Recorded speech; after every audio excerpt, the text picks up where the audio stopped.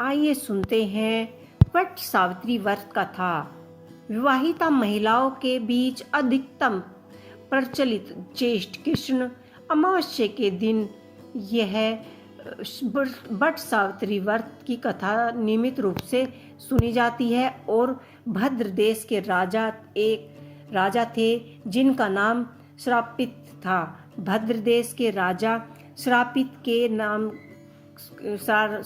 को कोई भी संतान नहीं थी।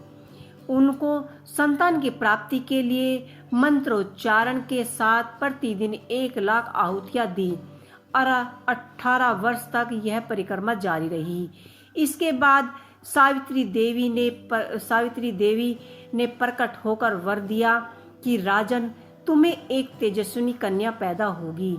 सावित्री देवी की कृपा से जन्म लेने के कारण से कन्या का नाम सावित्री रखा गया। कन्या बड़ी होकर बेहद रूपवान हुई। योगी वर न मिलने की वजह से सावित्री के पिता दुखी थे। उन्होंने कन्या को स्वयं वर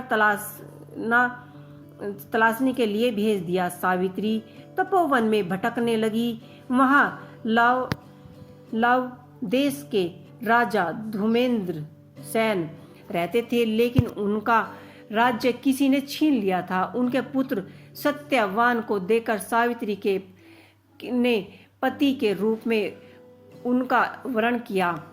ऋषिराज नारद जी को जब यह बात पता चली तो वह राजा अश्वपति के पास पहुंचे और कहा कि हे राजन, ये क्या कर रहे हो? आप सत्यवान गुणवान हैं, धर्मात्मा हैं और बलवान भी हैं, पर उसकी आयु बहुत ही छोटी है। वह अल्प आयु है। 1 वर्ष के बाद ही उसकी मृत्यु हो जाएगी। ऋषिराज नारद जी की बात सुनकर राजा श्रेयपति घोर चिंता में डूब गए। सावित्री ने उसका कारण पूछा तो राजा ने कहा कि पुत्री, तुमने जिस राजकुमार को अपने वरन के रूप में चुना है वह अल्प आयु है। तुम्हें किसी और को अपने जीवन साथी बनाना चाहिए। इस पर सावित्री ने कहा कि पिताजी, आयु कन्या अपने पति का एक बार ही वरण करती है। राजा एक बार ही आज्ञा देते हैं और पंडित एक बार ही प्रतिज्ञा करते हैं और कन्यादान भी एक बार ही किया जाता है। सावित्री हठ करने लगी और बोली कि मैं सत्यवान से ही विवाह करूंगी। राजा अश्वपति ने सावित्री का विवाह सत्यवान से करा दिया। सावित्री अपने ससुराल पहुंची। ससुराल सास ससुर की सेवा करने लगी। समय बीतता गया। नारद मुनि ने सावित्री को पहले ही सत्यवान की मृत्यु के दिनों के बारे में बता दिया था। वह दिन जैसे जैसे करीब आने लगे, सावित्री अधीर होने लगी। उन्होंने 3 दिन पहले से ही उपवास शुरू किया। नारद जी मुनि द्वारा कथित निश्चित तिथि पर पितरों का पूजन किया। हर दिन की तरह सत्यवान उस दिन भी लकड़ी काटने के लिए जंगल में चला गए।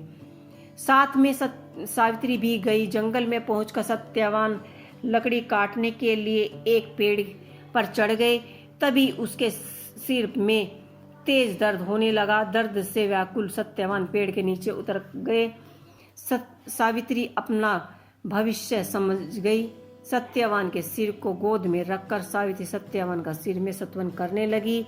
तभी वहां यमराज जी आते हुए दिखाई दिए। यमराज जी अपने साथ सत्यवान को ले जाने लगे। सावित्री भी उसके पीछे पीछे चल पड़ी। यमराज ने सावित्री को समझाने की कोशिश की, यदि यही विधि का विधान है, लेकिन सावित्री नहीं मानी। सावित्री की निष्ठा और पति परायण को देखकर यमराज ने सावित्री से कहा कि हे देवी, तुम धन्य हो, तुम मुझसे कोई ऐसा वर मांगो। सावित्री ने कहा कि मेरे सास ससुर बनारसी और अंधे हैं, उन्हें आप दिव्य ज्योति प्रदान करें।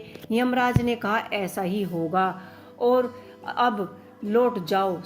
लेकिन सावित्री अपने पति सत्यवान के पीछे पीछे चलती रही।